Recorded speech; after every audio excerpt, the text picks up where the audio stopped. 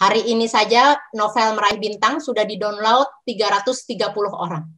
Karena saya meyakini mereka, seperti yang dikatakan Descartes, bahwa reading of all good books is like a conversation with the finest mind of past centuries.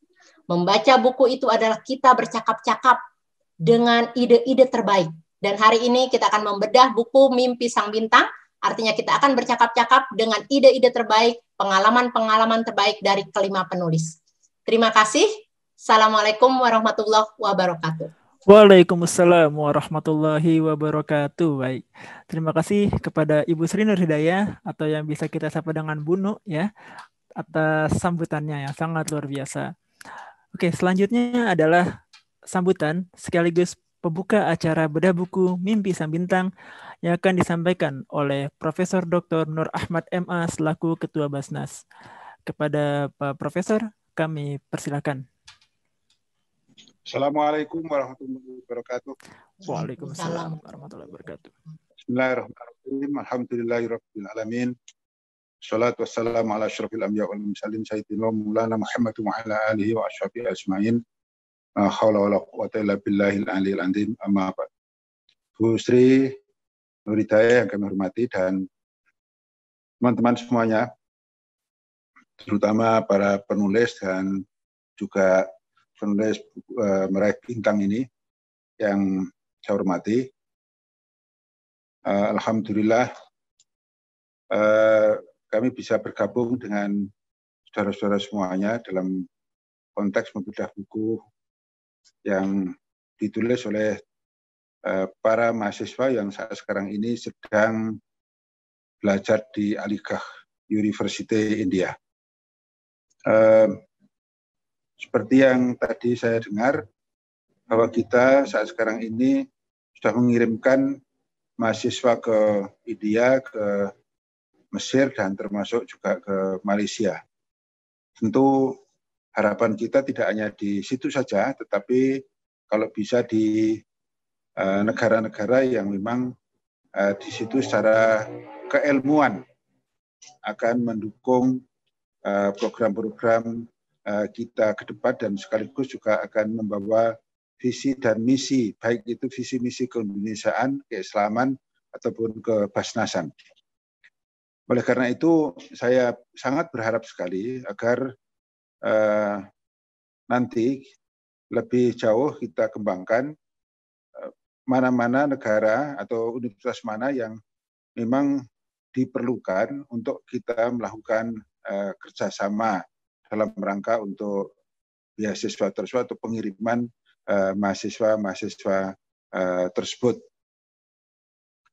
Ada beberapa yang perlu kita sampaikan. Misalnya aja ke depan kita perlu ada kualifikasi keilmuan yang kita harapkan. Keilmuan apa yang nanti perlu dirancang oleh Basnas. Kita saat sekarang ini misalnya aja lebih banyak ke Mesir, kemudian ke India, kemudian ke Malaysia. Ilmu-ilmu apa yang sedang dipelajari mereka itu di Mesir, di India, dan di Malaysia. Jangan kemudian ilmu-ilmu itu menumpuk, sehingga nanti dikhawatirkan banyak sekali keilmuan yang sama antara lulusan satu dengan lulusan yang lain. Atau mungkin puluhan ilmunya sama, fakultasnya sama, program studinya juga sama, yang pada akhirnya kurang bisa membackup berbagai keilmuan yang diharapkan di Indonesia itu. Nah, saya termasuk orang yang seringkali mengirimkan beasiswa dan sampai dengan sekarang ini juga terus-menerus mengirimkan mahasiswa baik itu ke luar negeri ataupun ke dalam negeri, baik itu kampus ataupun masjid. Bahkan masjid kami punya masjid yang di situ telah bekerja sama dengan beberapa universitas di luar negeri yang kita harapkan juga mereka itu kembalinya ke Indonesia dapat mengembangkan visi misi kemasjidan, tapi sekaligus juga keislaman dan keumatan. Ini yang nanti perlu Bu Sri kembangkan ke depan, keilmuan apa yang akan kita kembangkan bersama-sama ke depan, sehingga lulusan dari yang dibiayai oleh Basnas itu benar-benar bisa dimanfaatkan langsung. Jadi jangan sampai lulusan-lulusan dari Basnas kemudian pulang ke Indonesia nganggur atau masih mencari-cari pekerjaan. Justru yang kita harapkan adalah begitu datang ke Indonesia dicari dan sekaligus juga dibutuhkan. Jadi jangan lulusan kita itu jangan membutuhkan tetapi dibutuhkan. Itu yang kami harapkan. Seperti kami pernah mengingatkan teman-teman di Thailand Selatan yang pada saat itu kebanyakan mereka mengirimkan beasiswa atau mengirimkan mahasiswanya ke Timur Tengah, ke Saudi ataupun ke Mesir ataupun ke Maroko waktu itu. Nah, kemudian kami mengingatkan kalau semuanya ke sana, lalu yang mempelajari ilmu-ilmu yang lebih bervariasi itu di mana? Ilmu-ilmu umum itu di mana?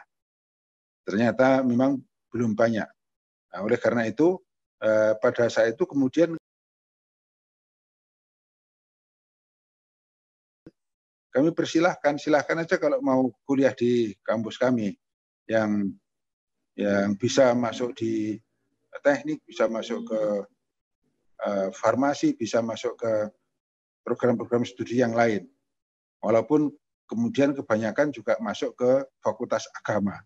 Itu yang sebenarnya tidak kami inginkan. Jadi kalau nanti lagi-lagi masuk ke program studi dan fakultas yang sama, maka nanti akan menumpuk ilmuwan kita. Nah, saya berharap ke depan hasil dari beasiswa Basnas ini bisa mempengaruhi dan sekaligus juga bisa memberikan warna di keilmuan Indonesia, karena kami punya keyakinan bahwa seleksi yang telah dilakukan oleh Basnas ini sangat bagus, sehingga anak-anaknya yang kita kirimkan adalah anak-anak yang terpilih dan anak-anak yang bagus. Buku Sang Bintang ini sekaligus juga membuktikan bahwa apa yang telah dilakukan oleh Basnas mempunyai manfaat besar. Paling tidak juga sekaligus juga memberikan pengaruh, menginspirasi bagi yang lain-lain. Artinya yang saat sekarang ini ada di Aligah telah memberikan inspirasi kepada yang lain. Oleh karena itu, inspirasinya kita harapkan inspirasi yang bervariasi. Tantangan ke depan itu akan seperti apa?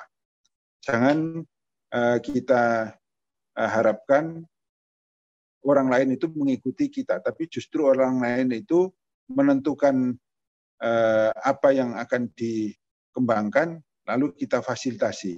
Itulah yang sering kami sampaikan, bahkan juga sering kami kritik bahwa grand design pendidikan di Indonesia ini belum ada. Ke depan itu mau seperti apa Indonesia, dibutuhkan ilmuwan seperti apa, lalu berapa jumlahnya, ini nampaknya juga belum, sehingga lagi-lagi kita disodori pengangguran sarjana, pengangguran intelektual.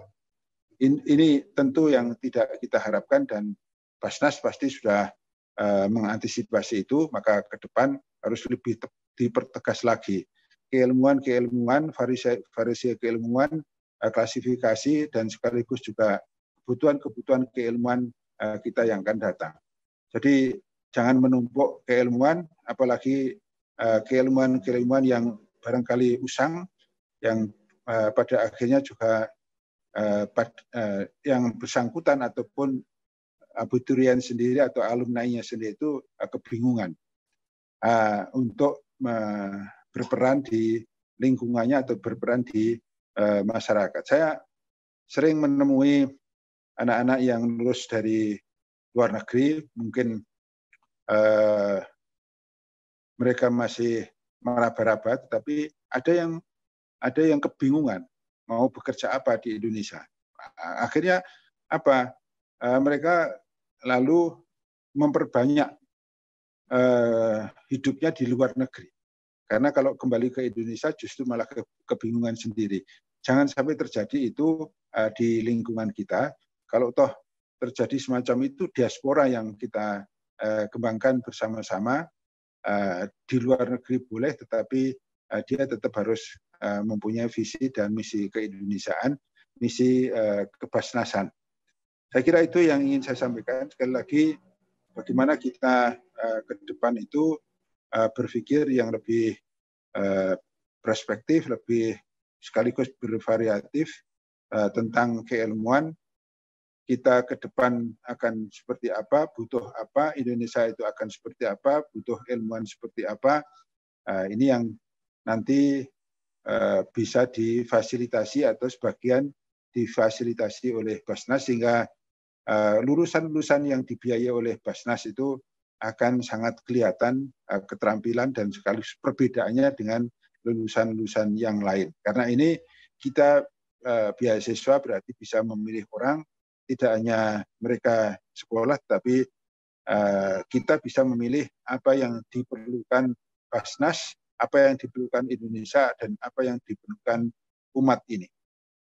Satu contoh, ya, saya ingin sedikit memberikan gambaran, mengelaborasi sedikit. Satu contoh, kalau saat sekarang ini dibutuhkan seorang ahli teknologi yang handal, yang sekaligus juga seorang entrepreneur, maka bagaimana kita mencari mahasiswa yang punya kualifikasi itu kemudian kita sekolahkan ke luar negeri. Kalau kita butuh seorang manajer Basnas yang handal ke depan, maka bagaimana kita bisa menyekolahkan mahasiswa untuk ke luar negeri misalnya saja untuk menjadi seorang manajer yang handal di bidang kebasnasan dan lain sebagainya. Kualifikasi semacam itu perlu kita pikirkan bersama-sama. Saya kira itu, Bu Sri dan saudara-saudaraku semua yang kami hormati, saya bangga bisa berperan dan sekaligus bisa berpartisipasi dalam pertemuan ini, karena sekali lagi saya selalu mengagumi dengan para intelektual, para ilmuwan-ilmuwan, karena itulah satu-satunya hidup kita yang bisa kita banggakan, insya Allah di dunia maupun di akhirat. Saya sendiri dari keluarga yang mencintai ilmu, lebih senang mencintai ilmu, dan insya Allah kami juga selalu menekankan kepada anak-anak saya, jangan pernah lupa belajar terus-menerus, dan belajarnya tentu saja seperti yang kami harapkan tadi, juga jangan pernah lupa untuk terus-menerus membaca Al-Quran, karena itu adalah inspirasi yang terhebat dalam kehidupan kita, dan tentu saja ibadah kita kepada Allah Subhanahu wa Ta'ala. Jadi kepada para mahasiswa, itu yang kami pesankan, ilmu apa yang sekarang dipelajari, perdalam betul. Kalau sekarang ini S1, tentu nanti ada S2 dan S3. Dan ke depan juga kalau ada jabatan fungsional bisa menjadi guru besar di bidang ilmunya tersebut. Terima kasih. Assalamualaikum warahmatullahi wabarakatuh. Waalaikumsalam warahmatullahi wabarakatuh. Masya Allah. Terima kasih Pak Prof. Dr. Haji Nur Ahmad MA selaku Ketua Basnas atas sambutannya sangat luar biasa. Semoga ini bisa menjadi bekal ya bagi adik-adik semuanya, baik yang ada di Indonesia maupun yang ada di luar negeri tentunya. Oke, selanjutnya adalah kita akan melaunching buku Mimpi Sang Bintang yang akan disampaikan oleh Pak Prof. Nur Ahmad kembali, lalu didampingi oleh Ibu Sri Nur Hidayah selaku Kepala Lembaga Beasiswa Basnas, serta Pak Ahmad Fuadi selaku penulis. Ya. Kepada panitia, boleh di-share terkait bukunya. Dengan membaca Bismillahirrahmanirrahim. Bismillahirrahmanirrahim. Maka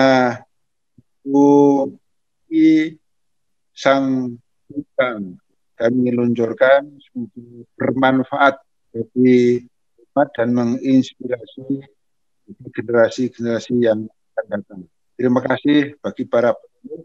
Mudah-mudahan ini menjadi bermanfaat bagi Anda semuanya, akan menyelamatkan kehidupan di dunia dan di akhirat nanti.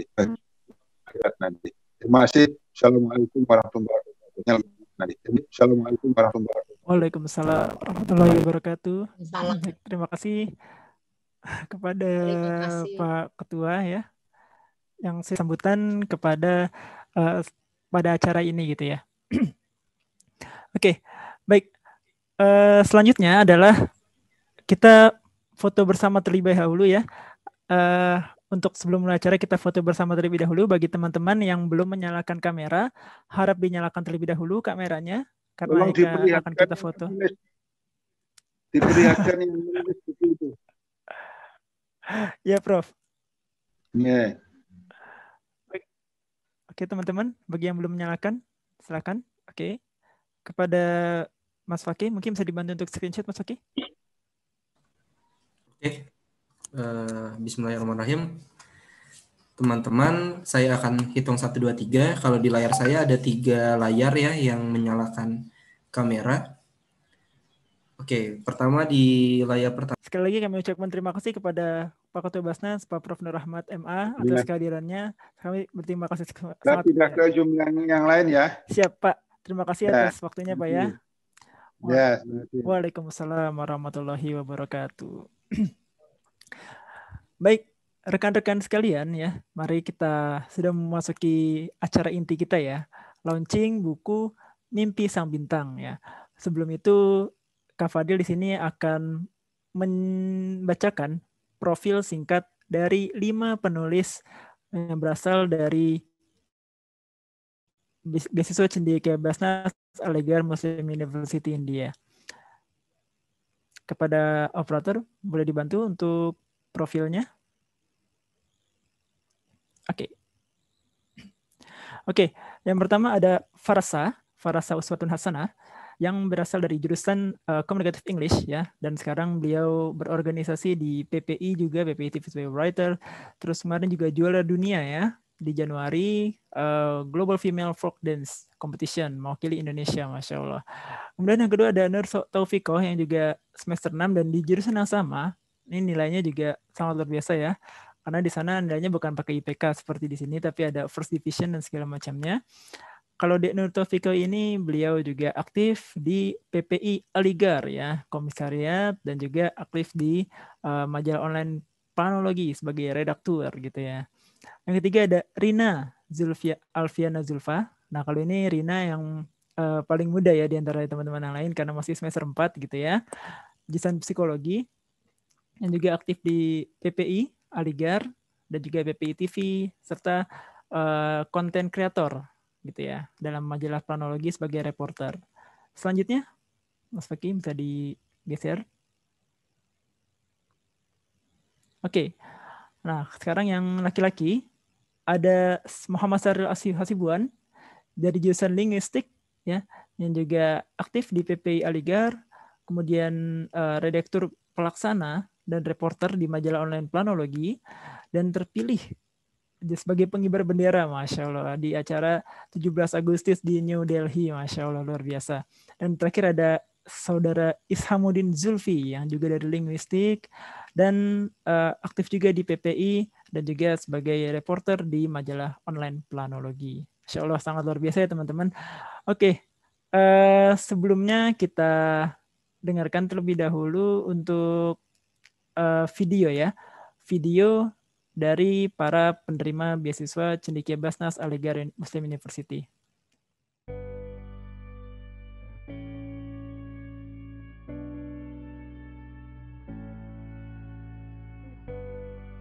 Saya Rina Alfiana Zulfa, usia saya 19 tahun, asal saya dari Tegal. Seharian saya sehari-hari membantu kedua orang tua saya berjualan ketupat sekaligus sebagai pengajar di salah satu bimbingan belajar. sebagian untuk biaya kuliah ke depan dan juga untuk membantu kedua orang tua saya. Cita saya menjadi seorang konsultan psikologi dan juga penulis. Tekad saya menjadi seorang konsultan psikologi semakin kuat, dan akhirnya saya mendapat dukungan dan kepercayaan untuk bisa melanjutkan studi saya ke Aligarh Muslim University India. Alhamdulillah, setelah saya mendaftar, saya lolos sebagai calon mahasiswa baru jurusan psikologi di sana. Sewaktu saya bersekolah di SMA Plus Cendekia Cikeas, saya mendapat bimbingan untuk belajar bahasa Inggris dan TOEFL. Selain itu juga saya diasah untuk menulis.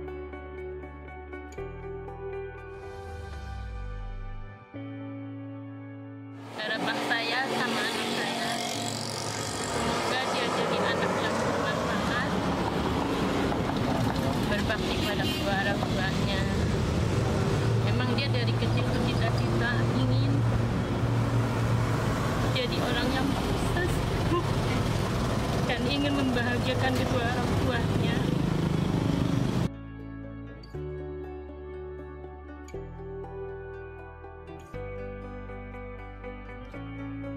Anaknya pendiam, cuma ya ulat rupanya kalau saya perhatikan di rumah, dia sering belajar, jarang keluar rumah, istilahnya yang nggak penting.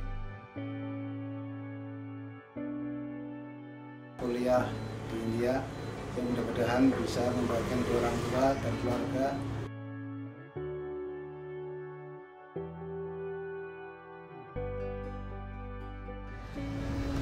Harapan saya untuk kedepannya, semoga saya bisa menjadi seorang konsultan psikologi dan juga bisa bersaing di lembaga dunia.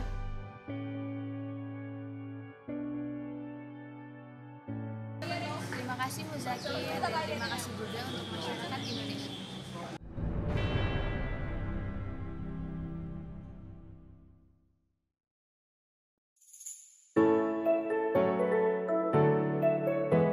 Namaste, salam dari India. Kembali lagi sama aku, Farah Sasana Hasana, mahasiswi dari India. Kali ini aku mau ajak teman-teman untuk mencari tahu alasan mengapa muslimah di India tidak diperkenankan untuk sholat di masjid.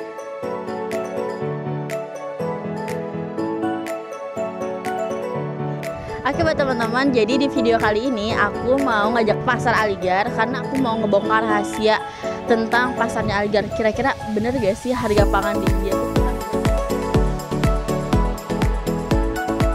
50 rupiah atau sekitar 10.000 rupiah. Kira-kira dapat apa aja sih? Itu aja.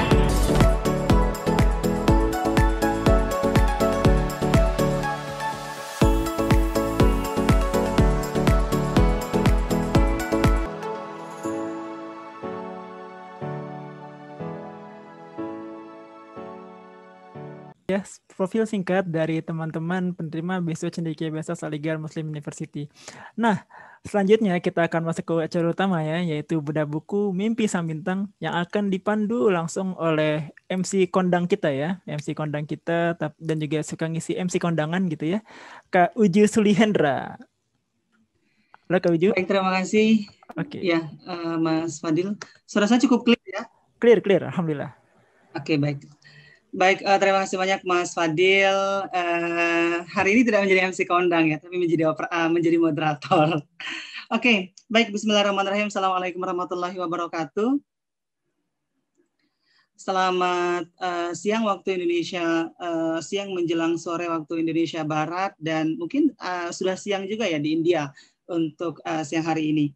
Baik, sebelumnya yang terhormat tadi sudah hadir bersama kita Ketua Badan Amil Zakat Nasional Republik Indonesia, Profesor Dr. Haji Nur Ahmad MA, kemudian juga PLT Direktur Pendistribusian dan Pendayagunaan, Bapak Wahyu Tantular Tunggul Kuncahyo, dan sudah hadir di tengah-tengah kita Buda Ahmad Fuadi, yang beliau merupakan seorang penulis dan juga pernah menjadi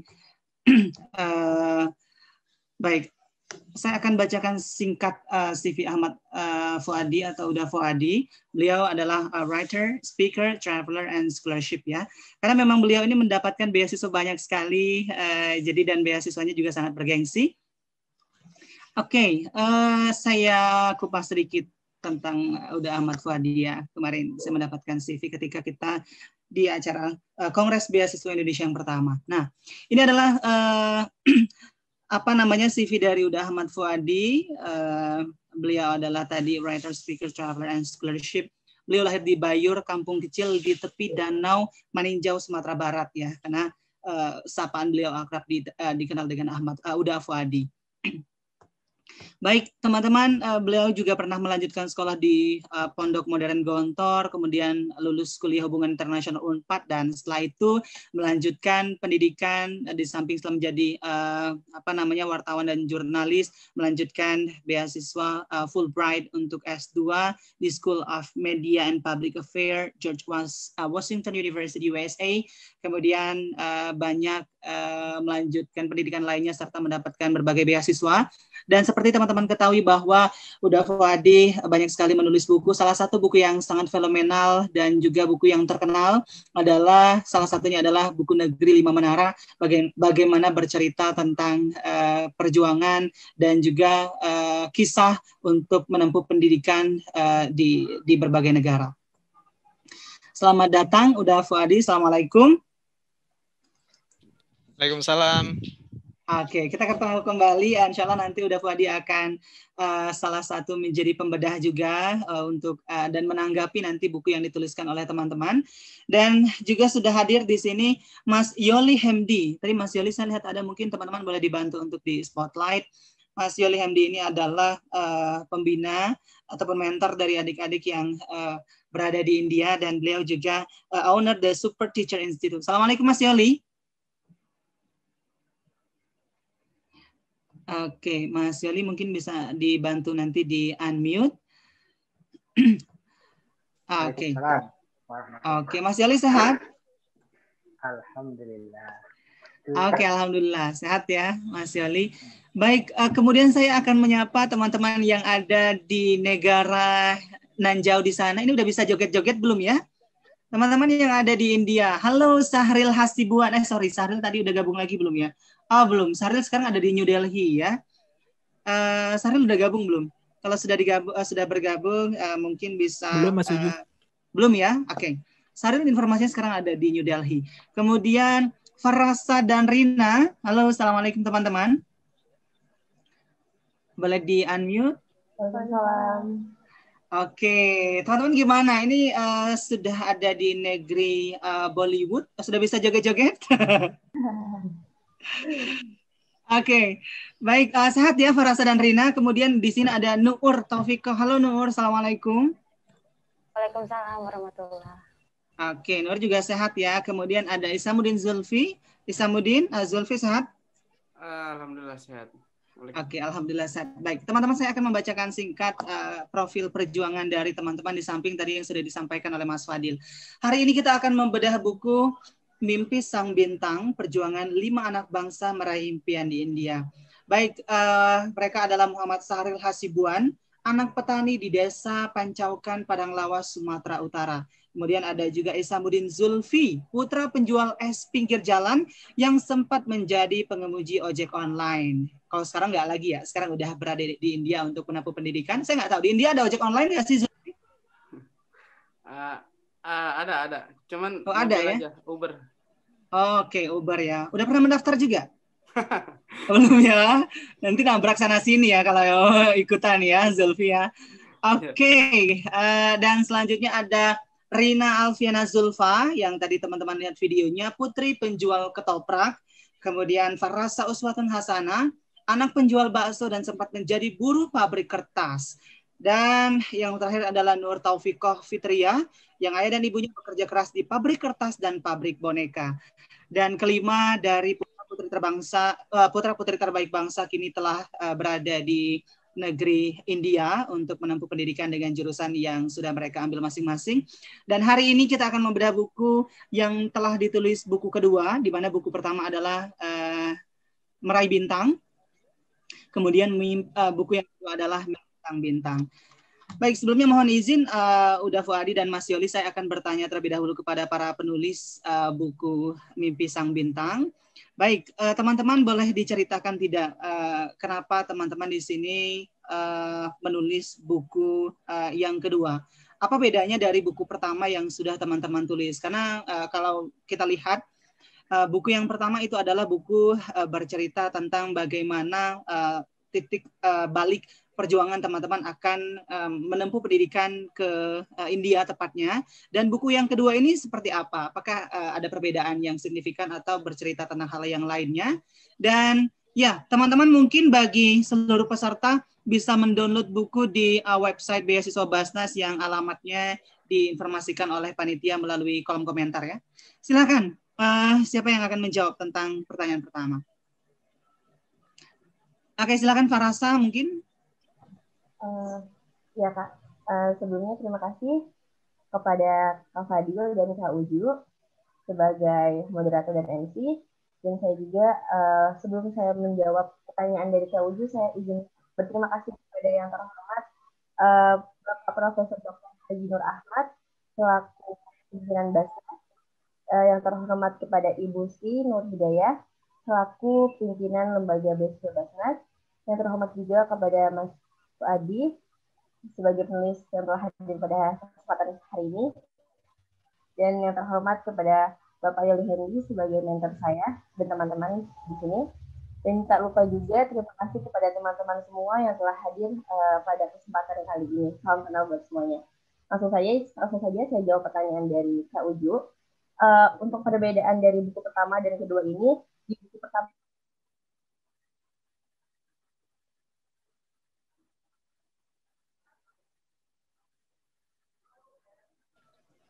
Halo, sepertinya terputus teman-teman, Farasa dan Rina. Oke, informasinya di India jaringannya tidak cukup stabil ya dalam beberapa hari ini karena ada sesuatu yang mengakibatkan pemerintah akhirnya melockdown jaringan, terutama di New Delhi. Tadi yang saya sampaikan bahwa Muhammad Sahril Hasibuan yang hari ini sedang berada di New Delhi, tadi sempat bisa bergabung dan juga sempat briefing juga di awal, namun ya karena jaringan kurang stabil sehingga keluar. Baik, mungkin bisa dijawab oleh Nur Taufiqoh. Iya, untuk pertanyaannya perbedaan antara buku pertama dan buku kedua. Jadi di buku pertama ini kita menjelaskan tentang perjuangan kita sebelum berangkat ke India, bagaimana pendaftaran dan regulasi yang ada di India. Dan untuk di buku kedua ini lebih menceritakan perjalanan kita selama berkuliah di India, bagaimana keadaan dan situasi di sini, suka duka kita selama berkuliah di India. Mungkin seperti itu, Kak. Oke. Jadi kalau buku pertama itu adalah sebelum teman-teman berada di India, itu adalah masa perjuangan teman-teman untuk mendapatkan hingga lulus ke India, kemudian perjuangan mengurus semuanya, baik visa, paspor. Kemudian buku yang kedua ini adalah bercerita tentang bagaimana ketika teman-teman berada di India. Jadi seri lanjutan ya sebenarnya. Baik, terima kasih Nur. Kemudian untuk pertanyaan selanjutnya, mengapa teman-teman menuliskan buku yang kedua? Adakah alasan tersendiri, dipaksa Mas Yoli mungkin atau misalnya teman-teman merasa bahwa ini adalah kenangan yang memang harus diabadikan, atau memang adanya dorongan mentor, ataupun memang ya teman-teman di sini memiliki semangat untuk mengabadikan momen ketika teman-teman berada di negeri orang, tepatnya di India. Ya mungkin Isamuddin Zulfi bisa bergabung. Ya, mengapa menulis buku kedua? Ya bisa dijawab mungkin Isamuddin Zulfi. Bisa di-unmute terlebih dahulu. Oke, ya.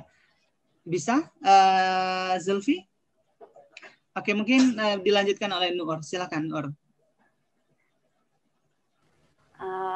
Alasan mengapa kami membuat buku kedua ini sebenarnya ingin memberikan pengetahuan kepada teman-teman tentang keberagaman yang ada di India, ingin menginspirasi teman-teman tentang bagaimana kita bertoleransi, bersosialisasi di India.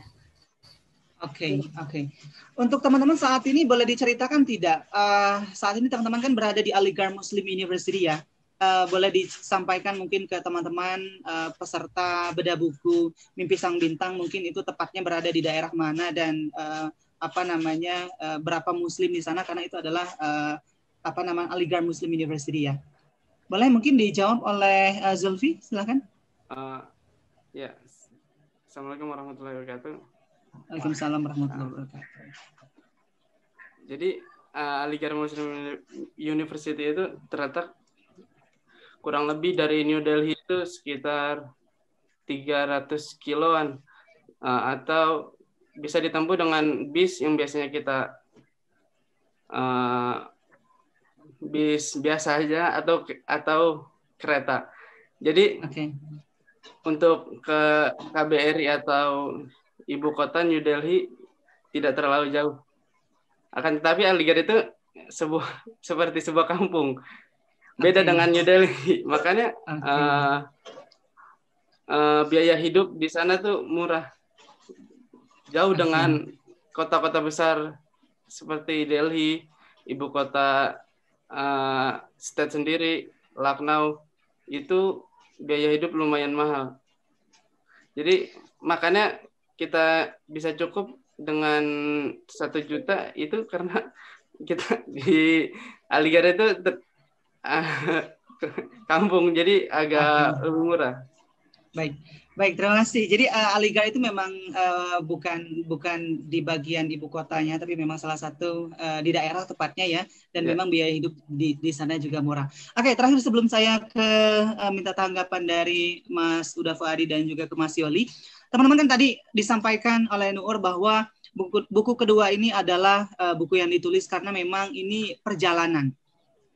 Ini adalah hal-hal menarik dan juga ini adalah hal-hal yang memang teman-teman temui, teman-teman lalui ketika memang kita membaca dari buku Mimpi Sang Bintang. Itu adalah sebuah pengalaman dan juga semua hal-hal yang teman-teman lakukan, teman-teman tuangkan dalam bentuk buku Mimpi Sang Bintang. Kira-kira bagian yang paling berkesan menurut di sini adalah ada Nuur dan juga Zulfi. Bagian yang paling berkesan yang teman-teman tulis dalam buku itu apa kira-kira? Ya mungkin silakan Zulfi dulu. Kalau bagi saya yang paling berkesan adalah ketika kita menganggap berbeda budaya. Berbeda budaya yang mana di sini tuh jadi pengetahuan baru bagi kita, dan seperti kayak meminta maaf, berterima kasih bagi orang India itu adalah hal yang mustahil mereka ucapkan.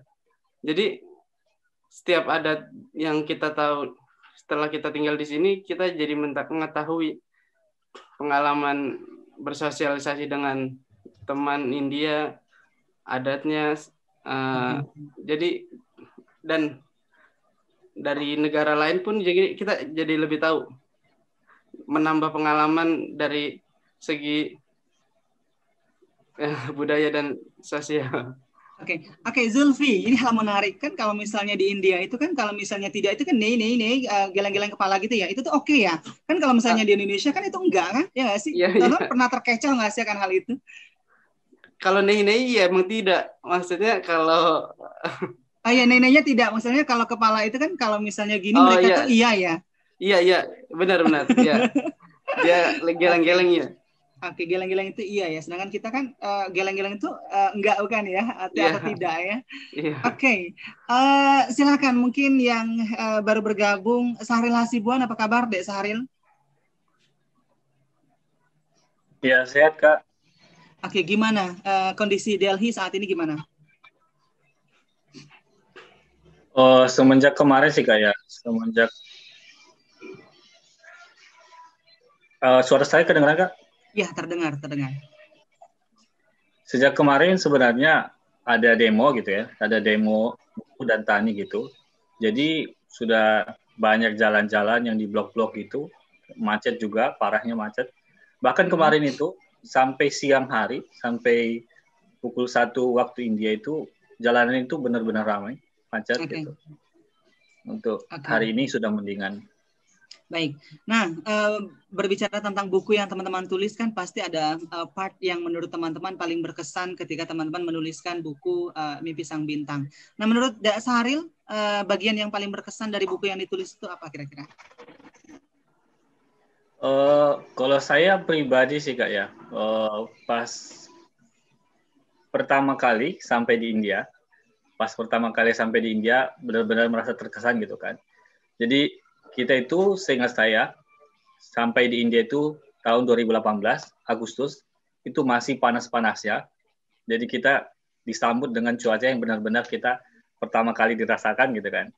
Okay. Terus banyak juga sih hal-hal unik gitu kan yang sebelumnya saya itu baru pernah baca gitu kan tentang India dan ternyata saya ngalamin sendiri, melihat sendiri, itu yang buat saya sih merasa terkesan gitu. Oke, ya kalau misalnya disambut hujan langsung ikut joget ya, ikut joget dan nari-nari nyanyi ya. Oh enggak ya? Karena mungkin terkesannya kalau film India itu ada hujan dikit gitu ya, tapi memang luar biasa, industri perfilman mereka sangat maju sekali.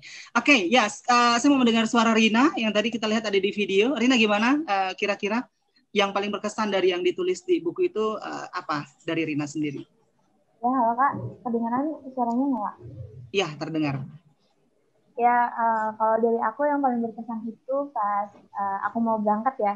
Gimana tuh aku ini tentang mabuk udara di pesawat. Itu tuh berkesan menurut aku gitu karena namanya pertama kali gitu kan dari Indonesia ke India yang jaraknya jauh berjam-jam, sama perjalanan tuh aku mabuk udara gitu.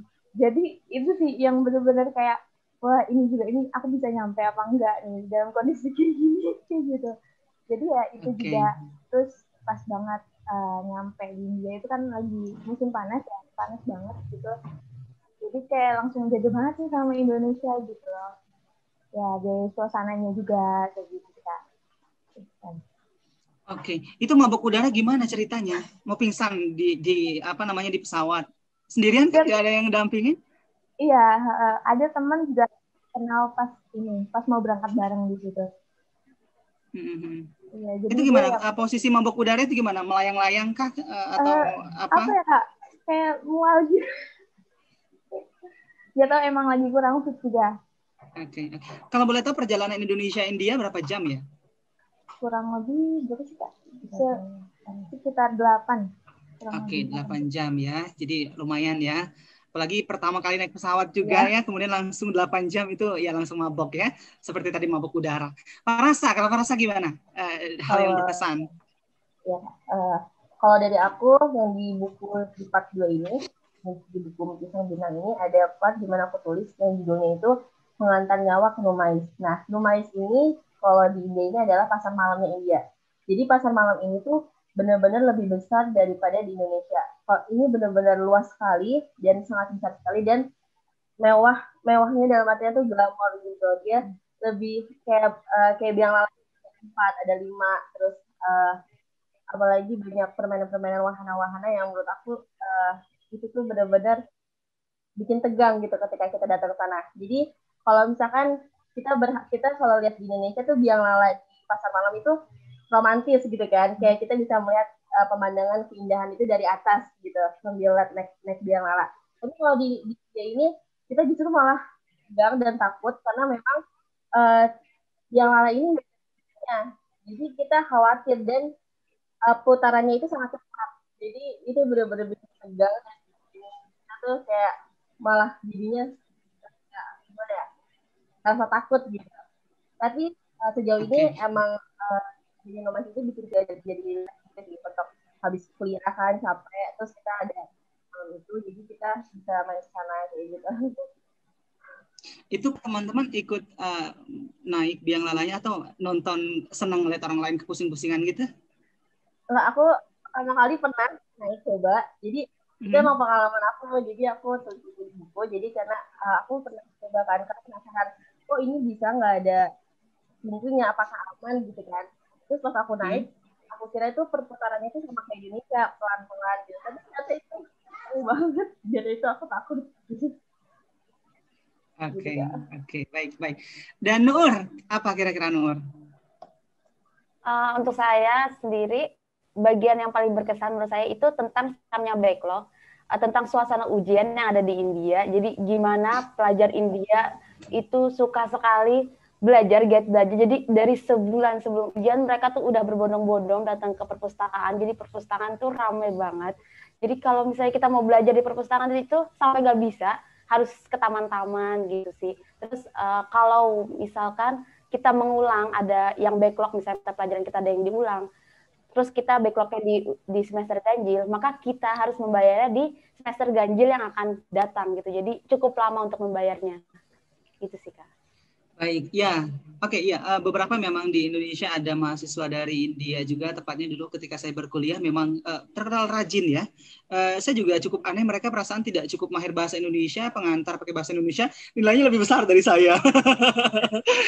Ya, jadi luar biasa keren. Baik, saya mau ke Uda Ahmad Fuadi dulu. Baik, Uda, ini merupakan buku kedua yang teman-teman tulis. Buku pertama itu merupakan Mimpi Meraih Bintang. Itu adalah buku perjuangan mereka akan berkuliah, di mana mereka mengabadikan setiap momen perjalanan mereka dalam bentuk buku. Dan buku kedua ini adalah buku yang mereka tulis di mana ketika mereka berada di India. Tadi mereka sampaikan hal-hal yang unik, menarik, hal yang berkesan mereka tuliskan dalam sebuah buku. Pandangan Uda Fuadi tentang anak-anak milenials atau mereka yang mengabadikan momen dan mereka pun menuliskan kegiatan itu dengan sebuah tulisan yang pada akhirnya menjadi sebuah buku. Itu bagaimana kira-kira Uda Fuadi?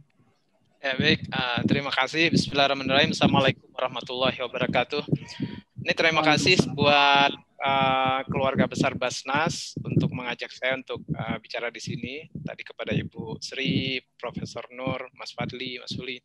Jadi teman-teman gini ya, ini buat 5 ini saya kasih selamat dulu ya. Ini teman-teman adik-adik semua ini keren ya. Kalau judul novel saya kan Negeri 5 Menara. Ini jangan-jangan kalian ini Negeri 5 Bintang ini ya. Siap-siap jadi bintang nanti pulang dari sana. Jadi saya udah baca bukunya. Kalau saya baca itu sebetulnya saya iri ya. Saya itu suka irian sama orang yang lagi sekolah dan lagi dapat beasiswa. Karena pengalamannya keren-keren itu. Pengalaman keren itu tidak harus selalu yang menyenangkan ya. Pengalaman yang nggak menyenangkan juga keren. Karena dua-duanya akan jadi bagian hidup kita untuk belajar dan melihat bagaimana orang melihat hidup, melihat realitas di berbagai tempat. Nah, satu lagi nih, sebelum saya lupa, saya mau kasih tahu juga kepada teman-teman khususnya 5 orang. Pada awal abad ke-19 ada seorang anak muda umurnya 19 tahun, dia berlayar mungkin sebulan apa 2 bulan naik kapal laut ya. Itu bukan cuma mabuknya kayak tadi yang mabuk Rina ya, Zulfa ya. Itu bukan mabuk sekali, kali mabuknya berkali-kali karena berbulan-bulan di atas kapal. Dan dia datang dari sebuah kapal kecil di Sumatera Barat berlayar ke Rotterdam di Belanda. Umur 19 tahun di awal abad ke-19. Kemudian dia belajar habis-habisan di sana dan pulang motor Indonesia, Muhammad Hatta ya. Pada tahun 1950, seorang anak muda lagi, jadi seumuran kalian lah berangkatnya, pergi lagi kampung di Sulawesi, terbang, nggak tahu waktu itu terbang apa naik kapal ya, sampai dia kemudian ke Jerman dan belajar habis-habisan di sana, pulang ke Indonesia menjadi presiden, yaitu Pak Habibie. Jadi kalian berpotensi nih jadi presiden ya, karena hampir sama pengalamannya, umur belasan tahun udah terbang ke negeri orang untuk belajar. Mudah-mudahan terus dipertahankan ini. Nah, untuk tentang bukunya, saya bisa share screen nggak, Mas Uli? Saya mau saya coba. Bisa, Mas. Ya. Udah. Oke, sip. Sudah kelihatan? Ya, sudah ya. kelihatan. Oke, ini saya punya sedikit catatan lah buat buku ini. Pertama, menurut saya apa yang teman-teman lakukan, kelihatan ya? Apa yang dilakukan oleh Farasa, Nur, Rina atau Zulfa, Sahrir, Isamuddin, menurut saya ini adalah bukti dari kesungguhan dan doa ya, bukti manjada wajada masing-masing dan doa yang kemudian bertemu dengan misi Basnas yang keren. Makanya dan ini menjadi menarik karena yang dibahas itu kan India ya, ini negara yang penuh kejutan menurut saya. Saya ke India 2 kali. Yang pertama cuma sebentar Islam ke mana namanya pokoknya di India Tengah, lalu kedua saya diundang untuk bicara di sana. Itu memang seperti yang teman-teman tulis di buku ini memang penuh kejutan. Jadi bagi yang hadir di sini baca deh buku ini. Kita akan keren sekali bagaimana kehidupan di India itu. Nah, mungkin ada yang berpikir India itu kan mirip-mirip Indonesia ya, kenapa kemudian belajar ke sana? Nah, satu hal kalau menurut saya gini, India itu punya budaya literatur yang bahkan jauh di atas Indonesia ya. Budaya akademisnya juga sangat kuat. Sampai kemudian mereka menghasilkan penerima hadiah Nobel dan lain-lain. Jadi kalau mungkin kehidupan sehari-hari mungkin ada yang bilang agak sama dengan Indonesia, tapi mutu pendidikannya menurut saya bagus banget. Jadi ini kesempatan baik sebetulnya untuk menuntut ilmu di India. Yang kedua kampusnya. Nah, kampus Aligarh Muslim University ini udah saya dengar ketika saya masih umur belasan tahun. Dengarnya di mana? Dengarnya di pesantren saya. Jadi Gontor itu, Pondok Modern Gontor, berdiri antara lain karena niru dari spirit Aligarh Muslim University, yaitu sebuah pendidikan tinggi Islam. Dan Aligarh Muslim University adalah yang pertama saya pikir. Jadi teman-teman nih yang berlima nih beruntung sebetulnya untuk bisa ada di sini. Dan mudah-mudahan ada yang akan menyusul nanti ya di antara teman-teman yang hadir di sini.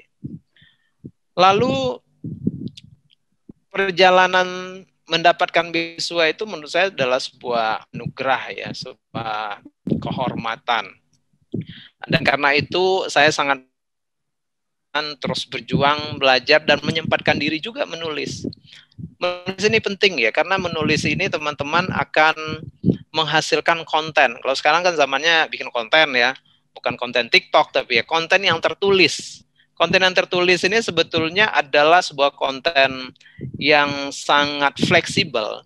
Jadi dengan teman-teman menuliskan ini jadi sebuah buku, dia punya potensi nanti berpindah medium ya. Mau jadi TikTok bisa, mau jadi YouTube bisa, mau jadi apa saja bisa. Tapi konten tulisan itu sebuah upaya yang keren banget, yang memang menjadi sebuah legacy nanti buat kita. Bisa dibaca banyak orang dan umurnya sangat panjang dan bisa pindah medium kemana-mana. Nah, yang juga menurut saya bagus di sini adalah Basnas sebagai pemberi beasiswa. Selama ini saya kan sering berburu beasiswa ya. Tapi cukup jarang beasiswa S1 ke luar negeri. Nah, tiba-tiba Basnas menyediakan malah beasiswa ke luar negeri adalah buat S1. Jadi ini sebuah terobosan menurut saya. Mudah-mudahan nanti terus berkembang, Basnas membuat kerjasama dengan berbagai institusi untuk menyebarkan penerima beasiswa seperti tadi Profesor Nur Ahmad bilang ya. Dia ke segala penjuru dunia ya, tidak hanya di Asia tapi ada di Eropa, di Amerika dan lain-lain. Oke. Nah, untuk buku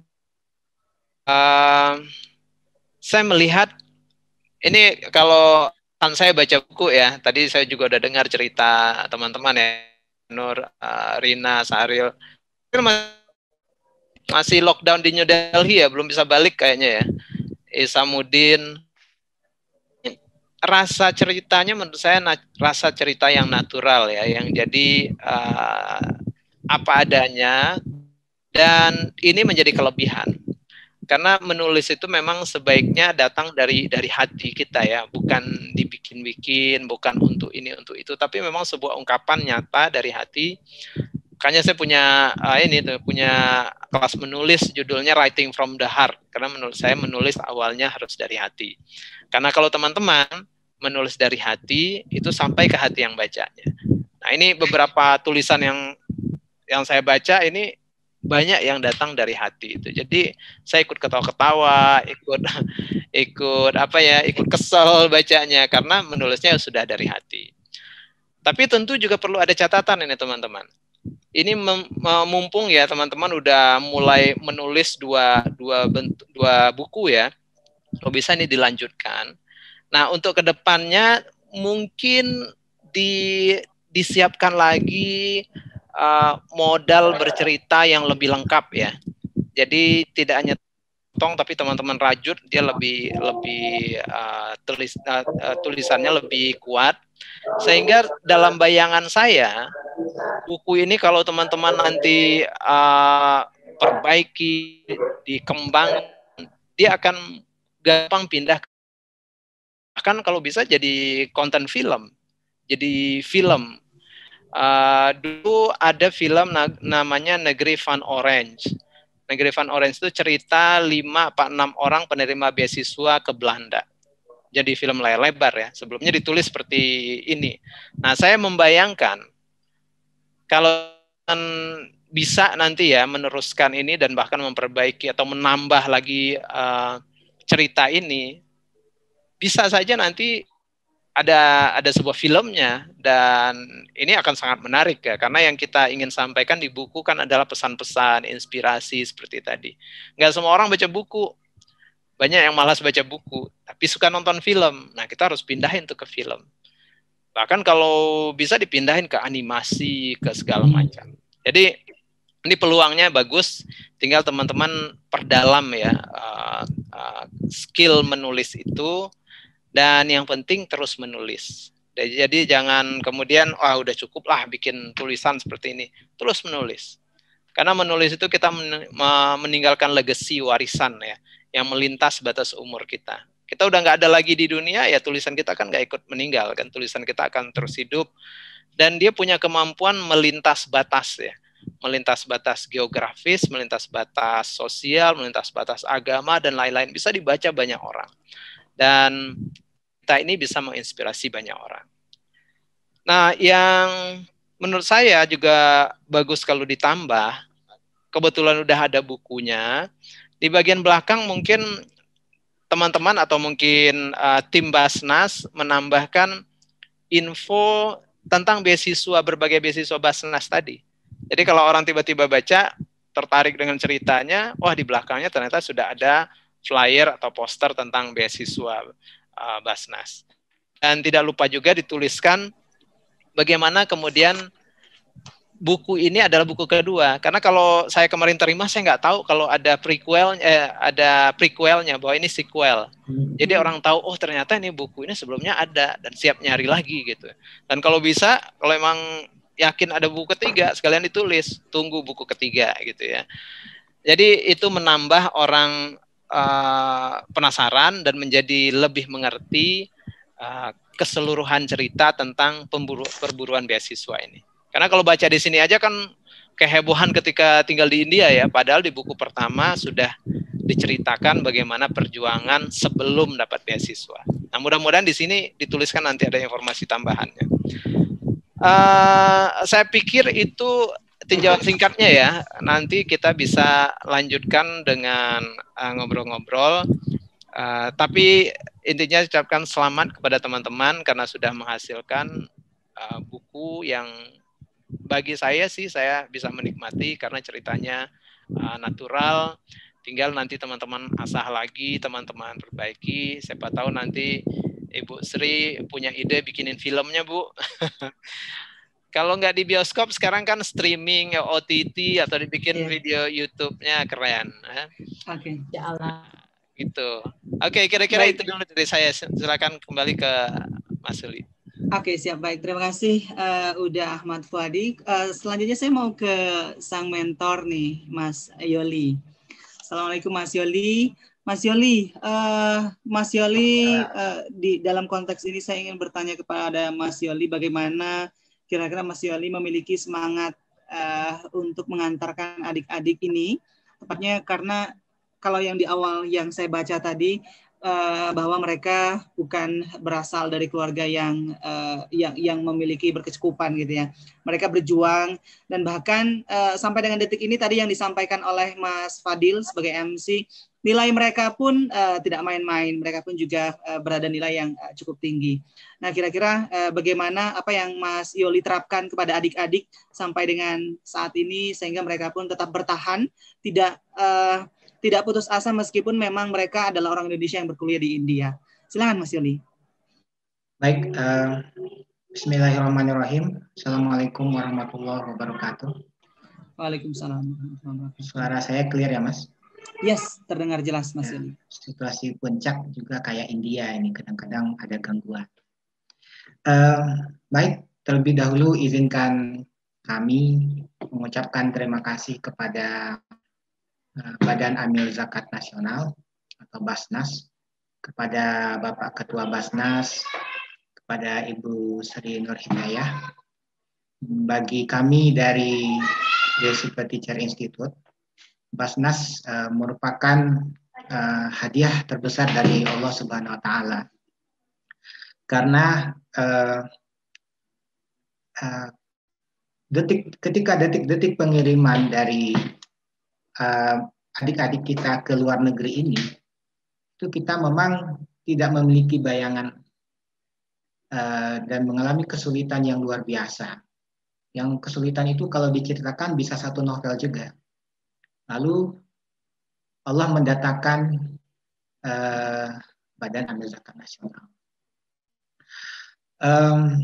Terima kasih juga kepada Huda Adi.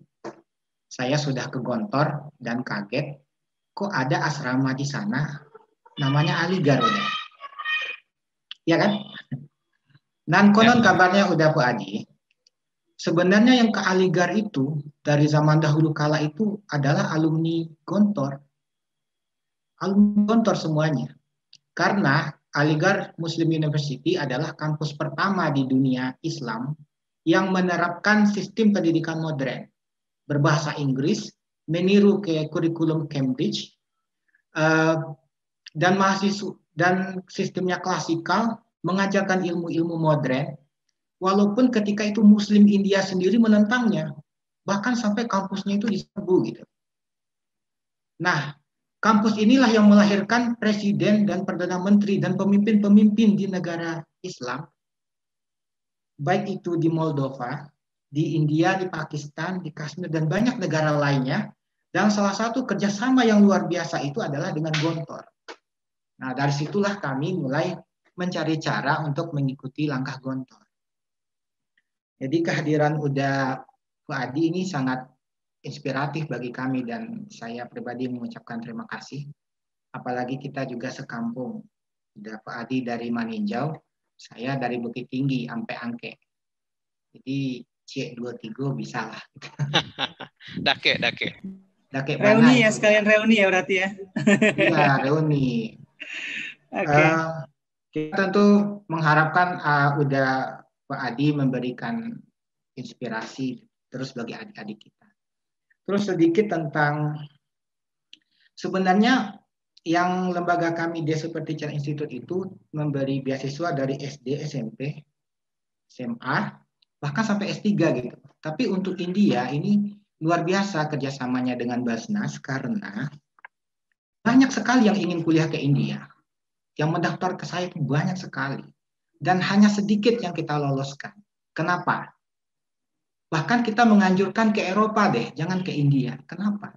India itu negara yang kalau kita cek yang udah Pak Adi bilang tadi itu mereka tuh maniak belajar dan bekerja keras. Betul-betul orang yang bermental tangguh ke sana gitu. Bermental pejuang. Nah, inilah yang 5 adik-adik kita yang sekarang di Aligar. Mereka punya latar belakang bukan masalah mampu atau tidak mampu, tapi mereka memang sebelum berangkat ke sana sudah berjuang 1 tahun. 1 tahun itu tidak kuliah dulu. Mulai dari tukang ojek, sudah kebal itu dicaci maki kayak apa. Mulai dari buruh pabrik yang kerjanya kata orang kayak kuda. sampai larut malam, sampai tidak tidur semalaman gitu. Dan mereka lah yang dapat bagian di India, tangguh-tangguh. Dan India itu sendiri, saya cek tadi di detik.com, memang dalam 2 dekade adalah negara yang paling teratas kemajuannya, baik dalam bidang pendidikan, teknologi, dan lain sebagainya. Makanya India itu selalu menarik bagi kami. Dan India itu ada kemiripan dengan Indonesia. Di India itu banyak ratusan juta orang miskin, tapi lebih ratusan juta juga orang yang super kaya gitu. Jadi kompleksitas masalahnya mirip dengan kita. Hal lain yang menarik juga, pendidikan di India itu sangat murah. 13,5 juta S1 sampai tamat. Itu untuk orang asing. Sampai tamat loh, Mas. Tidak ada lagi uang ini, uang itu nggak ada. Kenapa bisa murah? Yaitu 5 adik-adik kita ini makan uang subsidi dari pemerintah India. Pemerintah India memang mensubsidi besar-besaran. Jadi ketika Gandhi mendirikan negara India bilang, rakyat kita butuh miskin, butuh makan. Makanya harga-harga barang murah sekali di sana. Terus rakyat kita terbelakang, maka butuh pendidikan. Kalau adik-adik kita yang 5 orang ini 13.500.000 rupiah sampai tamat, kalau orang India kan nyaris gratis. Malah ada itu S3-nya cuma 700.000 rupiah. Jadi kita memakan subsidi negara orang sebetulnya. Jadi begitulah kira-kira untuk pengantarnya Mas moderator yang semakin cemerlang. Baik, terima kasih. Ya, semoga Mas Yoli boleh dilanjutkan, nggak apa-apa? Ya, saya siap. Oke. Mana Mas?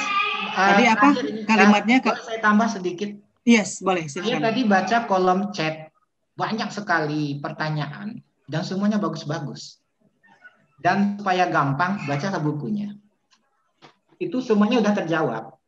Dan untuk ide Uda Fuadi tadi tentang film, alhamdulillah kita sudah memikirkannya. Dan India itu negara yang sangat murah. Bikin film pun sangat murah. Dan mudah-mudahan nanti kita bisa konsultasi sama Uda Fuadi.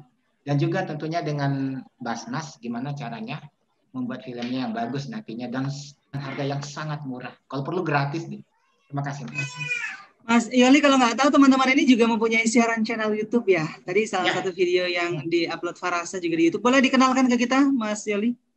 Jadi kita ini ingin seperti Mas Uda Fuadi ini berpikir jauh ke depan.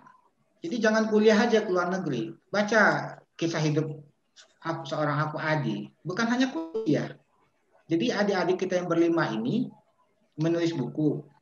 Terus membuat majalah online panalogi.com. Nah, di situ serial kisah India itu muncul terus rutin setiap hari itu ada ditampilkan di panalogi.com. Dan juga membuat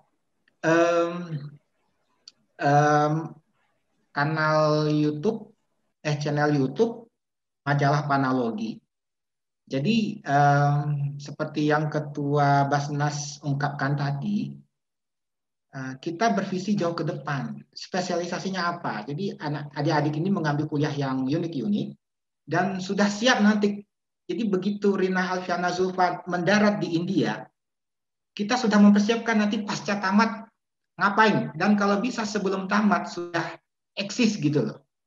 Seperti yang diungkapkan oleh Ketua Basnas tadi. Itu memang kita sangat setuju dan berharap jangan seperti rekan saya, tamat S2 di Amerika malah kebingungan dan balik lagi ke Amerika. Jadi ada yang sampai 8 kali kuliah masternya di Eropa, karena bingung di Indonesia mau ngapain, mending kuliah terus gitu. Jadi kita memang ingin mengikuti zaman dan kalau bisa melampauinya. Dan sebaiknya para peserta webinar ini atau bedah buku ini ikut mempromosikan analogi.com. Terima kasih. Baik, terima kasih Mas Yoli. Ada beberapa catatan yang tadi saya juga tulis dari Uda Fuadi dan juga Mas Yoli. Nanti kita simpulkan di akhir.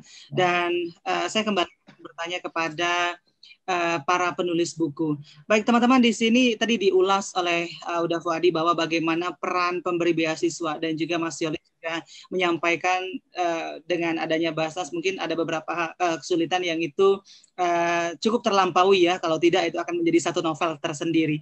Nah, kira-kira menurut teman-teman apa peran dari lembaga beasiswa Basnas dalam hal ini untuk membantu studi teman-teman? Mungkin satu orang atau dua bisa menjawab. Silahkan Sahril.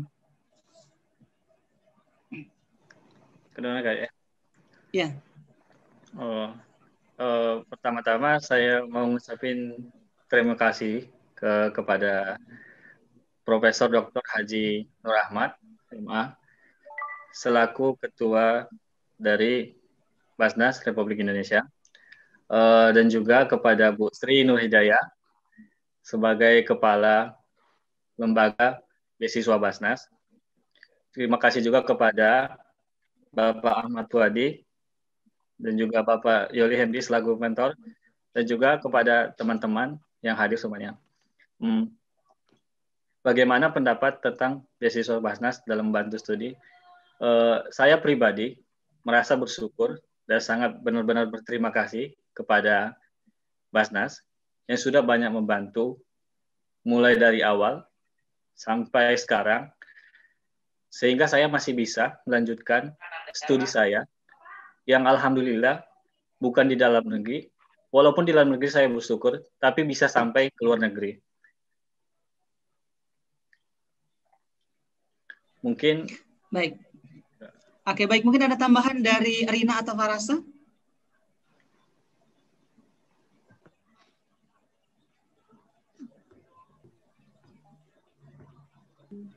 Oke. Dari aku mengucapkan banyak terima kasih juga kepada yang terhormat Profesor Dr. Ahmad selaku pimpinan Basnas, juga yang terhormat Ibu Sri Nur Hidayah selaku pimpinan lembaga beasiswa Basnas, dan terhormat Muhammad Fadil juga. Suaranya agak kecil ya kalau di saya ya. Kecil. Bisa didekatkan headsetnya, ya. Ya, langsung saja mungkin bagaimana menurut teman-teman pendapat teman-teman tentang beasiswa Basnas dalam bantu studi? Karena telah diberi kesempatan. Ya, bisa dilanjutkan, Dek. Pertama-tama kami sangat berterima kasih kepada pimpinan Basnas juga anggota semuanya yang telah memberikan kami kesempatan untuk bisa melanjutkan studi kami untuk sampai di India ini, dan sampai saat ini juga kami bisa melanjutkan pembelajaran kami dalam keadaan alhamdulillah sehat walafiat juga.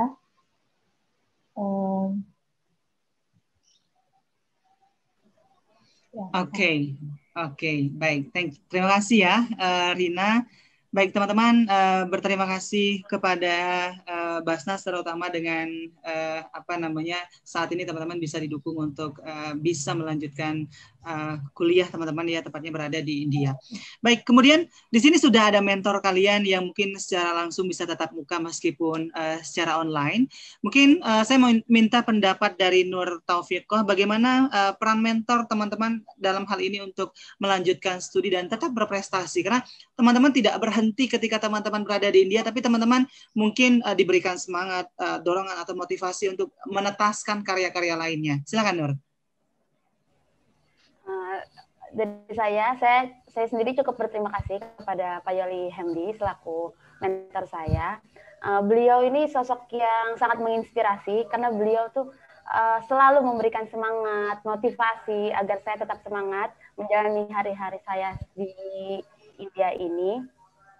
Juga beliau ini selalu mengajarkan kami semua untuk menghadapi masalah itu dengan tenang, tidak panik menghadapi setiap masalah. Jadi kami berusaha sebaik mungkin menghadapi masalah dengan tenang. Itu sih, Kak. Oke, baik. Mungkin ini pertanyaan terakhir sebelum kita ke tanya jawab, teman-teman bisa dijawab singkat saja. Kira-kira apa pengalaman yang paling bermakna atau yang berkesan selama teman-teman berkuliah? Mungkin inspirasi baik dari diri maupun dari lingkungan yang ada, mungkin bisa disampaikan singkat. Silakan Isamuddin Zulfi. Ya, baik. pengalaman bagi saya yang paling menjadi pelajaran adalah ketika kita bisa bertemu teman Indonesia yang dari ujung ke ujung Indonesia itu, jadi kita tahu bagaimana sikap orang Sumatera, orang Kalimantan, orang Sulawesi, dan orang Jawa. Dengan kita belajar di luar negeri, kita jadi tahu bagaimana saling satu persatu untuk ini apa namanya tolong menolong itu ketika dalam kesusahan di negeri orang.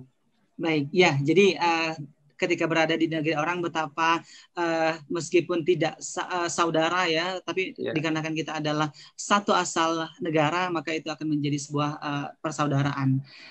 Oke, kemudian silakan Farasa dan Rina. Singkat saja, nggak apa-apa teman-teman, karena kita akan langsung ke tanya jawab selain.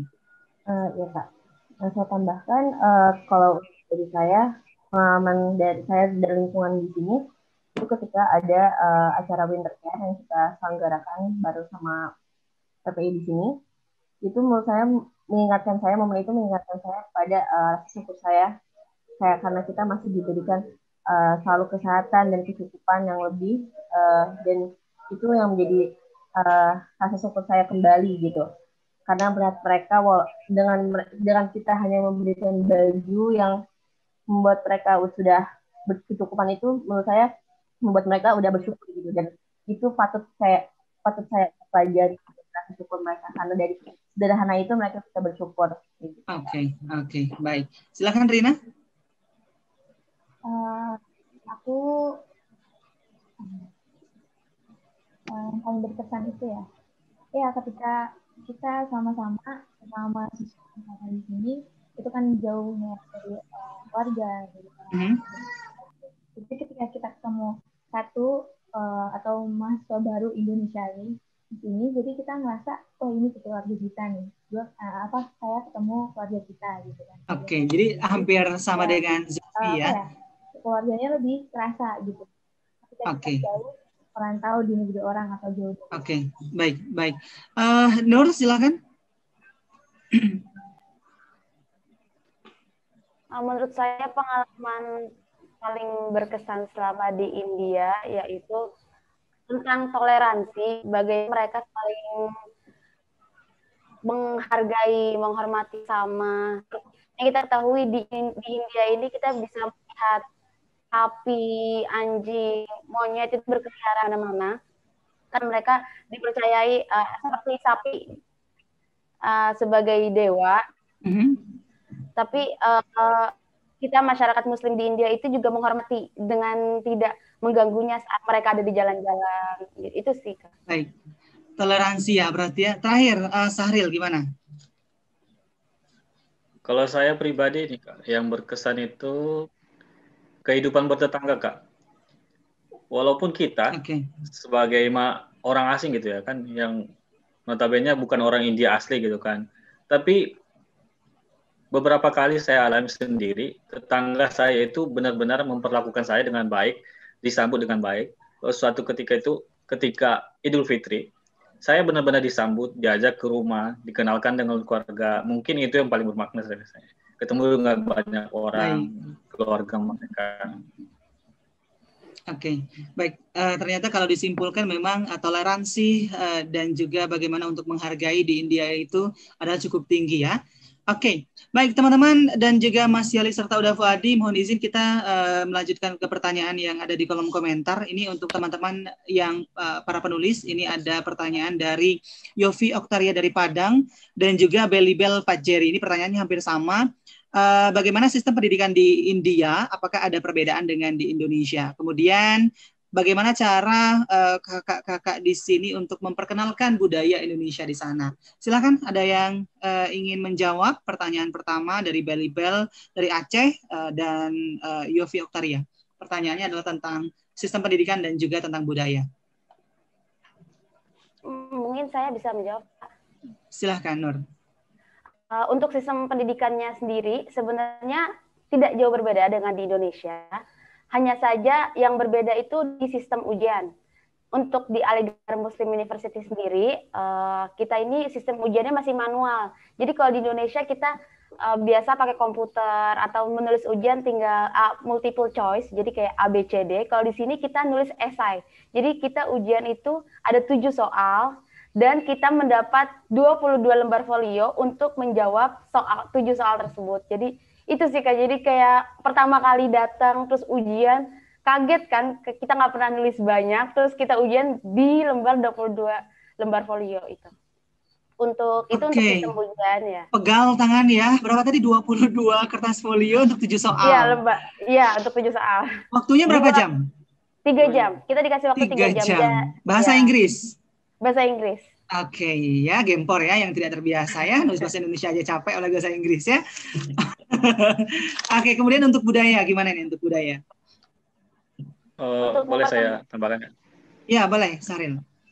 Untuk memperkenalkan budaya Indonesia, sebenarnya kita mahasiswa Indonesia di Aligarh ini mengadakan acara namanya Wonderful Indonesia, bekerja sama dengan kedutaan Indonesia yang ada di India. Jadi setiap tahun itu kita mengadakan acara memperkenalkan budaya seperti tari-tarian, lagu kebangsaan, segala macam Indonesia. Dan juga kita, mahasiswa Indonesia di sini, sudah beberapa kali juga mengadakan seperti acara food festival gitu kan. Jadi kita mengadakan acara di mana kita memperkenalkan kuliner-kuliner Indonesia dengan negara-negara lain.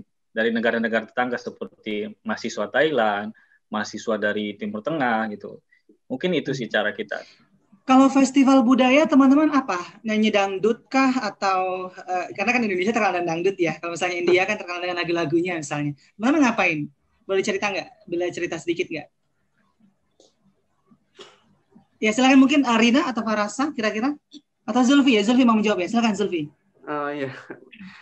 Biasanya diisi dengan kayak budaya-budaya Indonesia seperti silat, tari-tarian, kebanyakan tari-tarian sih emang, dan juga performance musik, terus performance musik teman-teman mau nyanyikan lagu khas daerah ya, bukan lagu dangdut.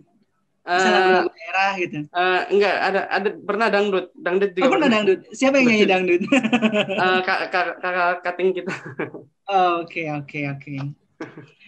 Oke, baik, terima kasih ya. Jadi memang ada momennya untuk memperkenalkan budaya memang ketika berada di sana. Baik, pertanyaan selanjutnya ini adalah tentang toleransi nih. Tadi teman-teman kan banyak membahasakan hal itu. Ini dari Siti Khalifah Belitang, Sumatera Selatan. Bagaimana pandangan kakak tentang orang India? Bagaimana pandangan orang India terkait wanita yang berjilbab? Silakan mungkin Farasa dan Rina. Ya, saya jawab ya Kak pertanyaannya. Jadi untuk pandangan mereka sendiri, sebelumnya alhamdulillah kita di sini ada di daerah yang mana mayoritasnya Muslim. Jadi dari mereka juga orang-orang India di sini banyak dari mereka malah justru menggunakan cadar. Walaupun memang cara menggunakan kerudungnya itu kadang masih kelihatan rambut atau gimana, itu memang budaya mereka, tapi mereka di sini berusaha juga menggunakan cadar karena yang kita tahu juga dia Uttar Pradesh ini tingkat kriminalitasnya itu sangat tinggi, jadi mereka berusaha untuk melindungi diri mereka dengan cara menutupi pakaian mereka seperti itu. Jadi alhamdulillah di semuanya aman kayak gitu Kak. Ya, dan menambahkan juga dan alhamdulillah untuk perempuan-perempuan muslimah di sini juga budayanya kalau di sini kalau udah malam gitu ya, misalkan sehabis maghrib itu tuh udah jarang banget wanita-wanita India ini keluar rumah gitu. Dia udah stay di rumah, sholat juga maksudnya jarang, nggak ada malah di masjid di India ini, selalu untuk wanita itu di rumah gitu, maupun itu sholat Idul Adha, Idul Fitri, semuanya gitu di rumah. Jadi kita terbantu sih dengan itu untuk menyesuaikan dengan budaya di sini. Baik. Ya, terima kasih banyak. Jadi memang ya karena teman-teman berada di wilayah yang mayoritas Muslim, jadi tidak begitu mengalami kendala tepatnya untuk yang menggunakan hijab atau jilbab. Oke, pertanyaan berikutnya sebentar. Tadi saya melihat ada pertanyaan untuk Uda Ahmad Fuadi dan teman-teman. Oke ya, benar ini ya, di bawahnya ya. Ini pertanyaannya adalah dari bukan, sorry, sebentar, saya cek kembali. Pertanyaannya ini adalah dari peserta yang bertanya melalui kolom komentar. Ini bertanya kepada Uda Ahmad Fuadi. Oke, pertanyaannya adalah dari Najla Nur Syaidah dari Bandung. Akan bertanya kepada Ustadz Ahmad Fuadi dan mungkin teman-teman bisa menambahkan. Pertanyaannya adalah bagaimana untuk menumbuhkan jiwa literasi dalam diri agar terus istiqomah menghasilkan karya dalam bentuk tulisan. Karena kita tahu bahwa Uda Ahmad Fuadi tulisannya ini kan banyak dan tidak terhenti di situ saja, tapi terus berkarya. Dan teman-teman juga di sini ternyata dari buku yang pertama ada lanjutannya, buku yang kedua tidak terhenti di situ. Mungkin Uda Ahmad Fuadi dulu, silahkan untuk menjawab. Udah. Tentang menulis itu sebetulnya dimulai dengan sebuah kesadaran ya. Selama ini kan kita sudah terlalu sering bilang Muslim itu harus selalu iqra, harus selalu membaca gitu. Menurut saya membaca itu baru separuh langkah kalau ingin memaksimalkan potensi kita. Membaca kita artinya mengambil, absorb semuanya ke dalam diri kita. Dan ada waktunya juga kita membagi apa yang kita baca itu. Nah, ketika membaca dan kita punya sesuatu, kita bagikan, itulah namanya ada budaya uktub. Kalau itu membaca, uktub itu budaya menuliskan. Nah, kalau bagusnya kita punya kesadaran itu, teman-teman, bahwa tidak cukup hanya membaca. Lalu kenapa dia itu punya kehebatan? Karena menulis itu ya, kalau menurut saya buat dari senjata ya. Kalau senjata tajam atau senjata api itu kan bikin orang takut. Tapi dia bisa sampai membuat orang kalah, melukai orang. Sampai di sana tuh kekuatannya. Kalau teman-teman menulis, itu kita punya di semua itu. Karena ketika orang membaca tulisan kita, bawah sadar pembaca kita, dia masuk ke perasaan, ke pikiran, dan kalau bisa melukai dan bahkan mematikan, tulisan bisa menghidupkan, bisa menginspirasi, dan dia berhenti di sana. Orang kalau udah baca tulisannya tidak akan kemudian habis, bisa dipindahkan, bisa dibaca orang lain. Potensi menulis, artinya kita punya potensi untuk berbagi sebanyak mungkin ke sebanyak mungkin orang dengan usaha yang bisa dibilang cukup minimal. Untuk menulis itu kan modalnya sangat gampang ya. Nih teman-teman di sini 5 orang menulis itu modalnya pertama pulpen. Ya kalau nggak pulpen ya laptop lah atau keyboard gitu ya. Kedua kertas, di kertas. Kalau nggak ya di layar lah. Dan ketiga yang saya bilang sangat penting itu adalah hatinya. Dalam menulis itu perlu ada hati kita hadir di sana supaya sampai ke yang membacanya. Nah, itu menurut saya supaya kita punya komitmen kuat, kita tahu apa hasil dari menulis itu, kemudian menyadari ke dalam bahwa sesuatu yang kita punya itu layak untuk dibagi. Ini teman-teman di sini kan ingin berbagi pengalamannya dan memang layak, akan menarik kita baca. Lalu apa ukuran tulisan itu kemudian menjadi bagus, menjadi baik? Menurut saya tulisan itu akan baik kalau kita menuliskannya tadi pertama dengan baik, kedua paling dekat dengan hati kita, ketiga kita lakukan riset atau observasi. Ini teman-teman ini menulis di buku berdasarkan observasi pribadi mereka, dan keempat kita lakukan dengan konsisten. Jadi ada websitenya yang kemudian teman-teman ini terus menulis dan konsisten sehingga bisa jadi buku. Jadi itu yang membuat tulisan itu kemudian baik, dan yang kita kejar baik, bukan tulisan yang bestseller ya. Bestseller itu cuma bonusnya aja. Kalau baik kemudian bestseller, alhamdulillah. Kalau baik tapi nggak bestseller, alhamdulillah juga. Karena kan kebaikan yang kita cari, manfaat yang kita cari. Nah, khusus untuk buku seperti ini, teman-teman, orang itu baca buku kan biasanya ada niat ya. Kalau baca buku kuliah ya teman-teman niatnya supaya belajar dan lulus ujian. 20 lembar harus diisi, kasihan juga kan. Nah, kalau membaca buku yang bukan buku kuliah, apa niat orang? Nah, biasanya buku fiksi orang baca karena pertama mencari sebuah entertainment atau hiburan. Udah pusing mereka dengan hidupnya, pengen mencari sesuatu, baca buku.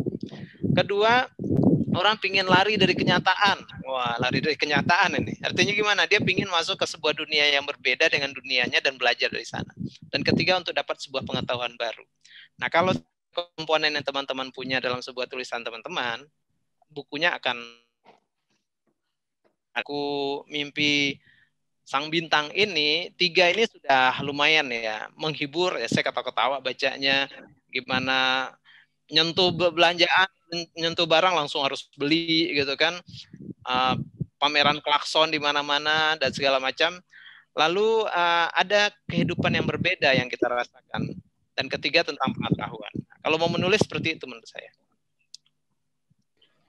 Baik, terima kasih banyak. Jadi luar biasa ya, udah Ahmad Fuadi. Jadi memang ketika menulis itu memang tadi menulislah dengan hati, dan kita pun juga menulis itu adalah bagaimana kita juga tidak hanya sekadar menulis tapi melakukan riset terlebih dahulu.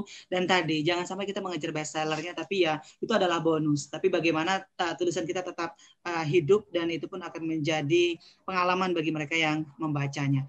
Baik, terakhir mungkin sebelum saya mendengarkan closing statement dari para narasumber, Mas Yoli, boleh disampaikan kira-kira apa tantangan yang Mas Yoli hadapi saat membina ataupun Mas Yoli memberangkatkan, ataupun mungkin saat ini yang Mas Yoli hadapi dengan bersama adik-adik kita yang berada di India.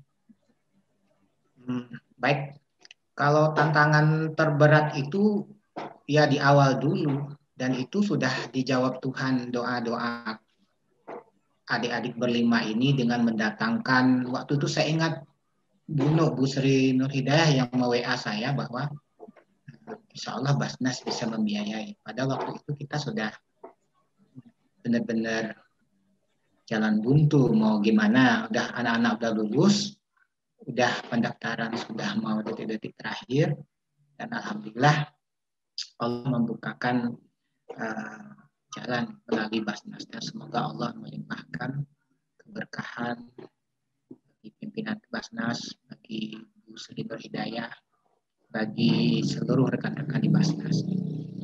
Tantangan berikutnya, hidup di luar negeri itu tidak akan mudah. Makanya kami sebelum mengirimkan ke luar negeri, apalagi India, itu anak-anak itu memang sudah kita siapkan. Jadi ketika anak-anak itu misalnya kerja di pabrik, shift malam dari pagi sampai dari malam sampai pagi nggak tidur, akhirnya mereka ketika menghadapi kehidupan di luar negeri kan kuat mereka. Misalnya dalam situasi pandemi begini atau kesulitan apapun, saya hanya mengatakan bahwa selagi masih minum air putih masih hidup gitu. Maksudnya itu kalian itu, mereka ini sudah dari melalui yang lebih berat gitu. Misalnya Syahril dari merantau ke Jakarta, dari tamat SMP, tidak ada tujuan ke Jakarta, nyasar ke Jakarta, lalu di terminal tahu pesantren, masuk pesantren, ketemu sama saya, lalu bilang kamu bisa keluar negeri. Bayangin dari Batak, anak Batak nyasar ke Jakarta, merantau, tidak ada yang dituju. Baik. Nah, jadi tantangan itu terjawab kalau anak-anak ini memang memiliki semangat dan juga pengalaman. Pengalaman itu sangat. Oke, baik. Terima kasih banyak Mas Yoli. Jadi tantangan terberat adalah di awal, dan sekarang itu tantangan kembali kepada teman-teman juga yang ada di sana untuk menyelesaikan studinya. Dan informasinya memang di India mereka itu masa studinya adalah 3 tahun ya. Jadi ada beberapa 4 kecuali Rina itu akan lulus bulan Agustus ya kalau tidak salah ya. Jadi semoga teman-teman bisa akhir tahun ini insya Allah. Oke, akhir tahun ini. Baik. Sayang sekali waktu kita sudah habis. Mohon maaf kalau misalnya ada pertanyaan yang belum terjawab. Terakhir saya akan menjawab dari Noval, mahasiswa YN Jember. Ini bertanya kepada kami bagaimana pola kaderisasi. Ini sebenarnya yang diterapkan adalah sistem pola pembinaan kalau di Basnas sendiri. Jadi setiap beasiswa yang kami berikan selalu dibina. Baik, mungkin boleh satu kata saja maksimal mungkin 3 kata karena waktu kita terbatas, masing-masing untuk memberikan closing statement. Dimulai dari Nur Taufikoh, silakan bagaimana memberikan tetap semangat kepada teman-teman peserta ataupun hal yang lainnya. Nah, untuk teman-teman sekalian, jika kalian punya mimpi, kerja keras, capai mimpi itu, jangan patah semangat. Oke, kerja keras dan capai mimpi itu. Silahkan, Sahril.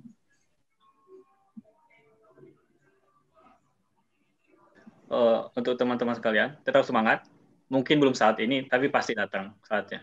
Oke, tetap semangat ya. Jadi jangan putus harapan, meskipun tidak hari ini, mungkin di waktu yang akan datang. Zulfi. Zulfi masih di mute. Zulfi? Oke, boleh di-unmute? Konsisten, apa yang sedang diimpikan dan apa yang lagi diusahakan. Oke, konsisten ya, jangan pantang menyerah. Silahkan, Farasa. Untuk teman-teman tetap semangat, lagi kita masih hidup, masih banyak kesempatan baik yang bertebaran. Jadi kita tetap semangat untuk menggapai cita-cita kita. Oke, banyak peluang dan kesempatan yang ada di depan mata. Silahkan, Rina. Untuk teman-teman semuanya, tulis dan catat, juga ingat mimpi-mimpi kalian. Oke, yes ya, karena kalau tidak dicatat nanti terbang ya, sampai lupa nanti mimpinya yang mana. Oke, terakhir saya minta kepada Mas Yoli dan Uda Fuadi. Mas Yoli, silahkan. Tetap yakin, tetap semangat, dan selalu dalam naungan Allah Subhanahu wa Ta'ala. Oke, yakin dan semangat dan tetap berdoa ya, selalu dalam naungan Allah. Udah Fuadi, silahkan untuk closing statement kepada teman-teman peserta bedah buku kita. Buat teman-teman yang ingin mencapai cita-citanya, jangan pernah remehkan cita-cita itu ya, karena Tuhan itu selalu Maha mendengar. Bela cita-cita kita dengan manjada wajada. Siapa yang bersungguh-sungguh dia yang akan berhasil. Dengan man sabara zafira, siapa yang bersabar dia yang beruntung. Dengan man sara ala darbi wasala, siapa yang berjalan di jalannya akan sampai. Kerja keras akan dimudahkan. Oke, baik. Ya, kerja keras dan berdoa semuanya pasti akan dimudahkan. Baik, terima kasih Uda Ahmad Fuadi dan seluruh penulis serta Mas Yoli. Baik, teman-teman boleh berikan tepuk tangan kepada para pembedah kita pada buku Mimpi Sang Bintang. Terima kasih banyak, mohon maaf atas kesalahan pada diskusi kita di siang hari ini. Dan teman-teman bahwa buku bisa di-download di website Lembaga Beasiswa Basnas, dan semoga buku ini bisa menjadi inspirasi, tepatnya teman-teman yang terus mengejar mimpi dan tak kenal putus asa dalam meraih impian dan cita-cita teman-teman ke depan. Saya Ujus Tuli, terima kasih. Saya kembalikan ke Mas Fadil. Terima kasih. Assalamualaikum warahmatullahi wabarakatuh.